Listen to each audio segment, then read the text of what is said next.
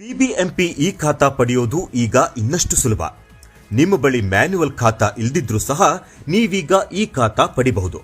Condition ಏನಂದ್ರೆ ನಿಮ್ಮ ಆಸ್ತಿ ಬಿಬಿಎಂಪಿ ವ್ಯಾಪ್ತಿಯಲ್ಲಿರಬೇಕು ಅಷ್ಟೇ. ಈ ರೀತಿ ಆಸ್ತಿಗಳಿಗೆ ಈ ಖಾತಾ ಪಡೆಯೋಕೆ ಹೊಸ ವೆಬ್ಸೈಟ್ ಆರಂಭಿಸಲಾಗಿದ್ದು bbmp.karnataka.gov.in/new ಖಾತಾ ವೆಬ್ಸೈಟ್ನಲ್ಲಿ ಅರ್ಜಿ ಸಲ್ಲಿಸಬೇಕಾಗಿದೆ. ಹಾಗಿದ್ರೆ ಅರ್ಜಿ ಸಲ್ಲಿಸೋದು ಹೇಗೆ ಅನ್ನೋದನ್ನ ನೋಡೋಣ ಬನ್ನಿ.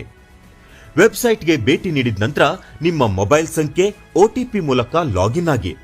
ಮೊದಲು ನಿಮ್ಮ ಬಳಿ ಬಿಬಿಎಂಪಿ ಖಾತೆ ಇದೆಯೇ, ತೆರಿಗೆ ಕಟ್ಟಿದ್ದೀರಾ ಅನ್ನೋದನ್ನ ದೃಢಪಡಿಸಿ. ನಿಮ್ಮ ಆಸ್ತಿಯ ವಿಧವನ್ನ ನಮೂದಿಸಿ. ನಿಮ್ಮ ಆಸ್ತಿಗೆ BDA ಖಾತಾ ಇದೆಯೇ ಇಲ್ಲವೇ ಎಂಬುದನ್ನು ತಿಳಿಸಿ. ನಿಮ್ಮ ಆಸ್ತಿಯ GPS ಲೊಕೇಶನ್ ಅನ್ನ ದೃಢಪಡಿಸಿ. ನಿಮ್ಮ ಆಸ್ತಿಯು ಬಿಬಿಎಂಪಿಯ ಯಾವ ಝೋನ್ನಲ್ಲಿದೆ, ಯಾವ ವಾರ್ಡ್ ವ್ಯಾಪ್ತಿಯಲ್ಲಿದೆ ಅನ್ನೋದನ್ನ ನಮೂದಿಸಿ.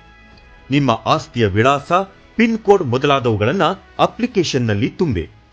ನಿಮ್ಮ ಆಸ್ತಿಯ ರಿಜಿಸ್ಟರ್ ಡೀಡ್ ನಂಬರ್ ಅನ್ನ ನಮೂದಿಸಿ. ಇದರೊಂದಿಗೆ ಬೆಸ್ಕಾಂ RR ನಂಬರ್, BWSSB ಸಂಪರ್ಕ ಸಂಖ್ಯೆಯನ್ನ ಫಿಲ್ ಮಾಡಿ ಮತ್ತು ಅರ್ಜಿ ಸಲ್ಲಿಸಿ. ನೀವು ನೀಡಿರುವ ಮಾಹಿತಿಗಳು ಸರಿಯಾಗಿದ್ರೆ ಆದಷ್ಟು ಬೇಗನೆ ನಿಮ್ಮ ಕೈಗೆ ಈ ಖಾತಾ ಸೇರಲಿದೆ. ಇನ್ನೇಕೆ ತಡ, ಈಗಲೇ ಅರ್ಜಿ ಸಲ್ಲಿಸಿ, ನಿಮ್ಮ ಈ ಖಾತಾವನ್ನ ಪಡೆಯಿರಿ.